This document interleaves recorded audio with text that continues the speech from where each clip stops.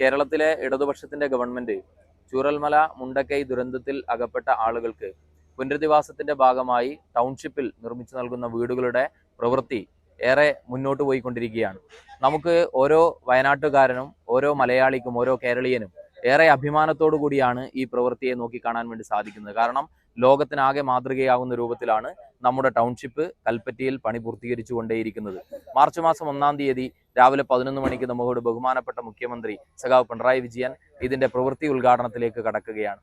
ഡിവൈഎഫ്ഐയെ സംബന്ധിച്ചിടത്തോളം ഏറെ അഭിമാനമുണ്ട്. കാരണം കേരളത്തിൽ ആദ്യമായി ഈ ദുരന്തത്തിൽ അകപ്പെട്ട ആളുകൾക്ക് വീട് നിർമ്മിച്ചു നൽകുമെന്ന് പ്രഖ്യാപിച്ച സംഘടന ഡിവൈഎഫ്ഐ ആണ്. എന്നാൽ 25 വീട് എന്നുള്ളത് അതിന്റെ പൂർത്തീകരണത്തിലേക്ക് എത്തിയ സമയത്ത് 100 വീടുകൾക്കുള്ള തുക കൈമാറുന്നതിനു വേണ്ടി ഞങ്ങൾക്ക് സാധിച്ചിട്ടുണ്ട്. ഓരോ ഡിവൈഎഫ്ഐ പ്രവർത്തകനും അവരുടെ അധ്വാനത്തിന്റെ ഭാഗമായി വിവിധങ്ങളായിട്ടുള്ള തൊഴിൽ ചെയ്തുകൊണ്ട് വിവിധങ്ങളായിട്ടുള്ള ചലഞ്ചുകൾ ഏർപ്പെട്ടുകൊണ്ട് നമ്മുടെ നാട്ടിലെ നാനാവിഭാഗത്തിൽപ്പെട്ട ആളുകളുടെയും സഹകരണത്തിന്റെ ഭാഗമായി 1 രൂപ പോലും റെസീറ്റിലൂടെ അല്ലാതെ അവരുടെ അധ്വാനവും അവരുടെ ശേഷിയും എല്ലാ രൂപത്തിലുള്ള ചലഞ്ചുകളും സംഘടിപ്പിച്ചുകൊണ്ടാണ് ഇതിനു വേണ്ടിയുള്ള 20 കോടി രൂപ കണ്ടെത്താൻ വേണ്ടി ഞങ്ങൾക്ക് സാധിച്ചിട്ടുള്ളത്.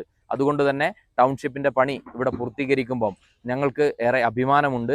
ഈ കേരളത്തിലെ മുഴുവൻ ജനങ്ങളും ഞങ്ങളെ ചേർത്ത് നിർത്തി, ഈ വയനാടിനെ ചേർത്ത് നിർത്തി, ദുരന്തത്തിൽ അകപ്പെട്ട ആളുകളുടെ ചേർത്ത് നിർത്തി എന്ന കാര്യത്തിൽ നമുക്കെല്ലാവർക്കും ഈ ഒരു മാതൃക ലോകത്തിന് തന്നെ കാണിച്ചു കൊടുക്കാൻ വേണ്ടി കഴിയുന്ന ഒരു പ്രധാനപ്പെട്ട കാര്യമാണ്.